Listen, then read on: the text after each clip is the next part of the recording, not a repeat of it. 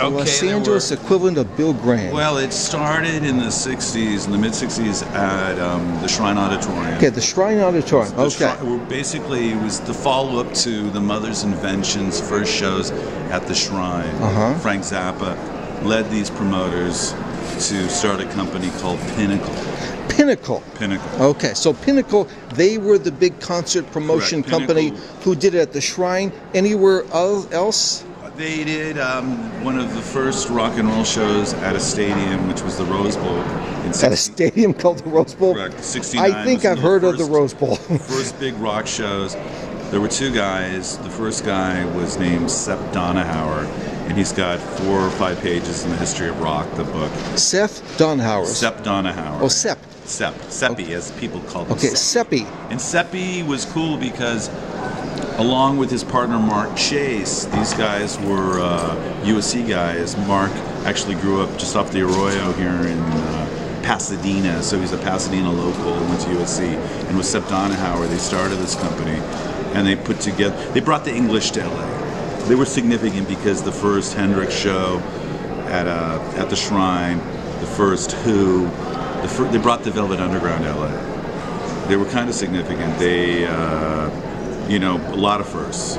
And they put together over 20 shows, and that went on to become Pacific Presentations. Okay, Pinnacle became Pacific. Sepp went on to establish a new company after Pinnacle. It's called Pacific Presentations, which then became Avalon. And guess what it is today? It is Live Nation, okay? So there's a tradition, and in fact, a lot of these people, that's where they got their start, was that Pinnacle. These shows. So yes, they were very significant. They inspired... So can I say that Sepp was the LA equivalent of Bill Graham? Correct. Okay. Sepp Donahauer was There's a little section on him in the, what is the book called, the Rock and Roll Posters? I just said that, 4 pages in the book. Okay. But Sepp was cool, and that's where he also discovered Leonard Skinner in the 70s. Sepp was the guy that got him their record deal. He was a rare breed. He was the only Goyen in the entire field, in the entire country, who was in the field. So can I ask you this? Sure. Was there a concert or a rock festival more significant than the Monterey Pop Festival? Wow. Well, Woodstock. Well, yes, but Woodstock was at the end. It was the last gasp of it. No, that's a good question. Woodstock was rainy. It was kind of a disaster. Okay, what was significant about rock and roll in LA and those first shows was that they were actually breaking the law. Dancing was illegal. On Sunday. Correct. And on the rest of the bloody week. So these were rock concerts where people could dance. So that was really important, and it involved, all sorts of currents. I mean, having to take care of the police. I mean, there was a lot of negotiating that took place in order for them to have those events. And so, do you know anything about the Fifth Estate coffee shop on the Sunset Strip? Which coffee shop? The Fifth Estate. The Fifth Estate coffee shop. Yeah, I've heard of it. It was a block or 2 down from Pandora's Box. Okay. I assume you've heard of Pandora's Box. Yes. I have a box. You have such a thing.